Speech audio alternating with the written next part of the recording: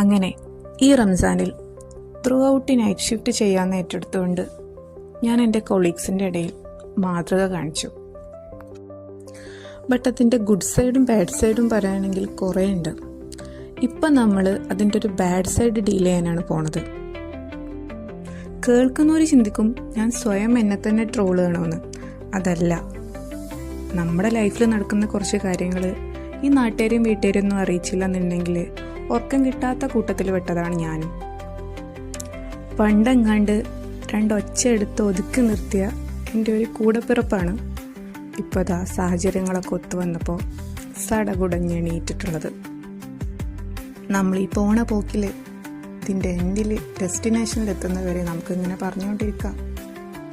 അപ്പോൾ പറഞ്ഞു വന്നത് എൻ്റെ ക്രേവിങ്സ്, അതാണ് ആ സടകുടഞ്ഞെണീറ്റ വ്യക്തി. പിന്നെ സാഹചര്യം, അത് ഈ സൗദിയിൽ റംസാനായാൽ പിന്നെ മട്ടപ്പാതിരയാണ് വൈബ്. അപ്പോൾ പറഞ്ഞു നമ്മൾ സ്ഥലത്തെത്തി. 500,000 ഇവിടുത്തെ ഒരു ഡെസേർട്ട് കഴിക്കാനാണ് വന്നത്. ഞാനൊരു റീല് കണ്ടിരുന്നു. അതിലവർ ഒരു കോഫി പുഡിങ്ങാണ് ഓർഡർ ചെയ്തിട്ടുള്ളത്. അത് കുറച്ച് വൈറലുമായിരുന്നു. ചോദിച്ചു പോയ സാധനം കിട്ടിയില്ല. കണ്ട റീൽസിലൊക്കെ തന്നെ അവസ്ഥ. ഇൻസ്റ്റൻ്റ് ആയിട്ട് മാറി ചിന്തിച്ച് വേറൊരു സാധനം അപ്പം പിടിച്ച് ഓർഡർ ചെയ്ത് തിരാമിസു പെക്കൻ.